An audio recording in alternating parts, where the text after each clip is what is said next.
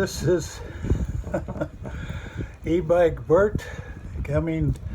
We're going to be taking a walk down here as we're approaching Margraff's Lake, and we're on the far eastern edge of Minneapolis-St. Paul. Now, if we're lucky, we may see some wildlife here.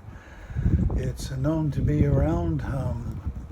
Looked like some tracks there, and we're walking here. This is not on the bike, and the reason I'm chuckling is I thought I was recording this about 7 minutes, about 15 minutes, and got it all done, and I was so happy got it done, and realized I never pushed record.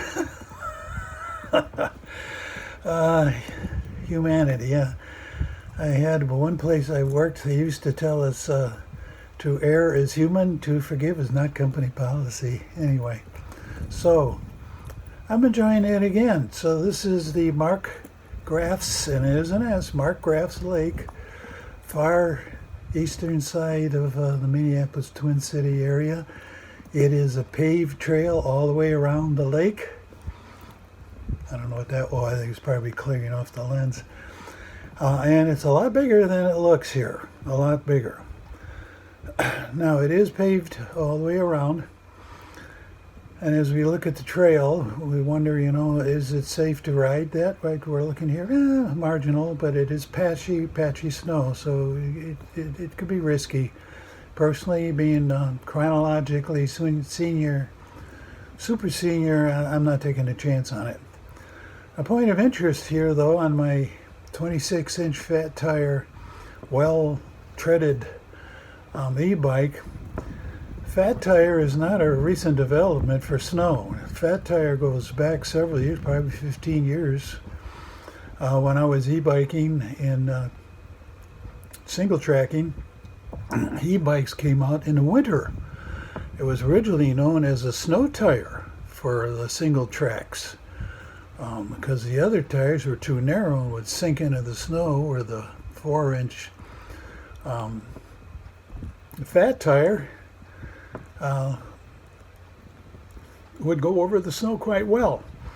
So it's not a new issue. I remember when I first saw the 4-inch fat tire, I was working at a sporting goods store, and I thought, what's that doing there? That's for the snow. Well, no, it evolved or developed into an all-year tire, because I think what really had attracted was the hunters and the campers loading all their gear and riding across farm fields, and so, with permission, I hope, in rough terrain, not so much rough, but soft, farm fields to get to their place of camping and where they're hunting. So actually then I think the 4-inch fat tire really developed into an all-season and all-purpose, and I love mine because it also helps absorb the shocks and gives me a little smoother ride, and helps on the there's some more bear tracks, and helps on the on the ease. I like the ease. Now those are bear tracks. I understand, as we're moving along here, that in Minnesota, wow, I didn't know this, but in Minnesota, black bears walk upright and wear shoes. Well, I think those are dog there. I didn't know that. I'll be darned. Learn something every day, don't we? Anyhow, I think we're going to see some wildlife up here a little later. But like I say, this paved trail goes all the way around the lake, and it's quite large, quite long. Beautiful. Can't wait till this is all green. I have my coffee. Forgive me for not offering you any. I'm a coffeeholic. How many pots of coffee do I drink a day? I don't know. Who cares? But I can quit drinking coffee anytime I want. The problem is I don't want. So who cares? I'm going to have another cup when this runs dry. I might even have to interrupt this video to go get it. I don't know. Look at that. Beautiful. I don't think the lake has ever froze over this year, though I don't know. Maybe you that live around there correct me. Because I don't think it's ever gotten that cold that long for the lake to freeze over, but I don't know. There may be a couple snowmobiles out there on the bottom of the lake, or a couple of trucks, you never know. Well, as you can see the highway up there, we are in civilization.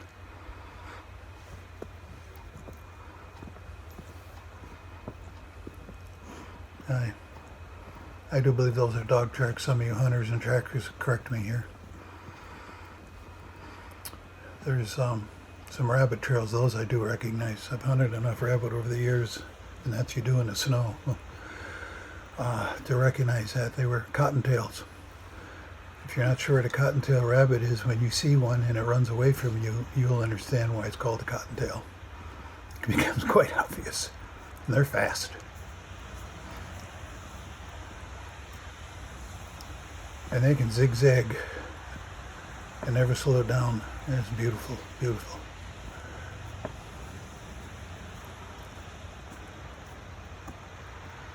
The trail goes back, that trail goes right back up where we started, at Tamarack.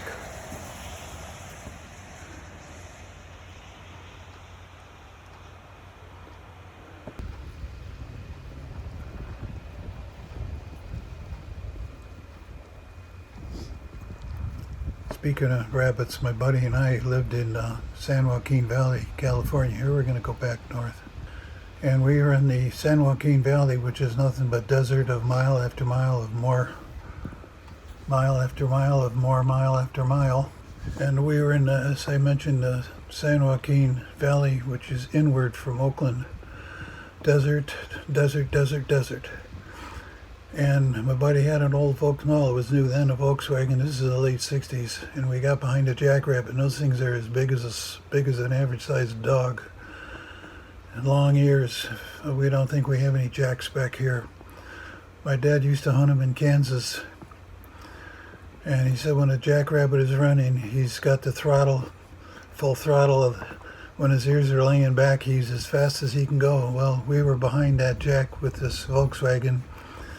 And it was dirt road, and we're bouncing up and down. It was hilarious, and we're behind the jack.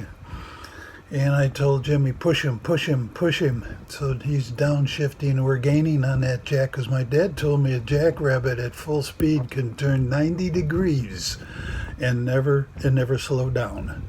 I wanted to see that for myself, and I kept telling Jimmy, push him, push him. And the jack, you could see the dust under his feet or his paws, and the Volkswagen's bouncing up and down over the little knolls, and we're bouncing up and down in the Volkswagen, laughing our heads off.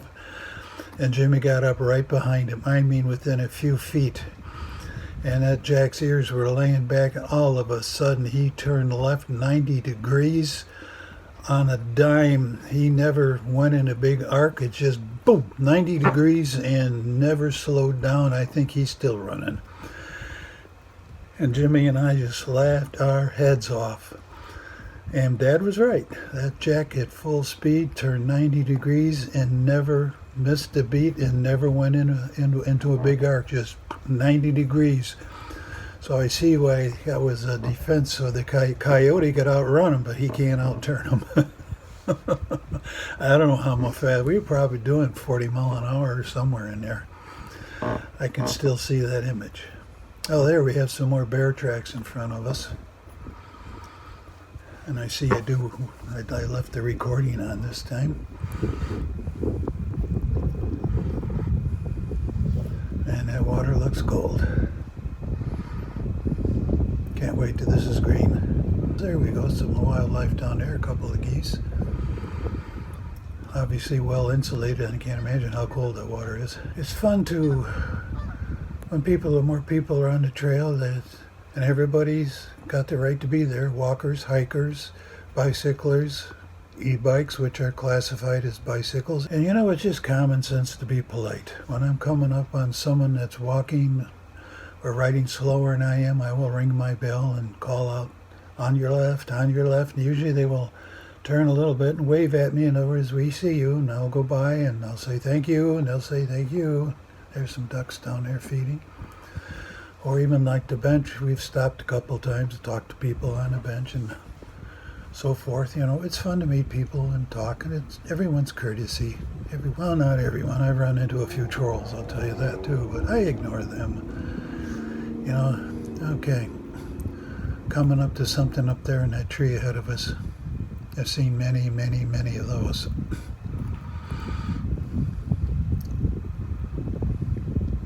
More bear tracks.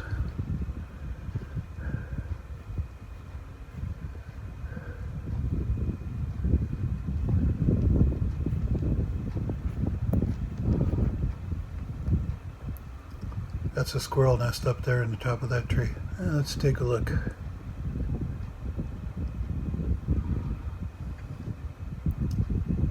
Yep.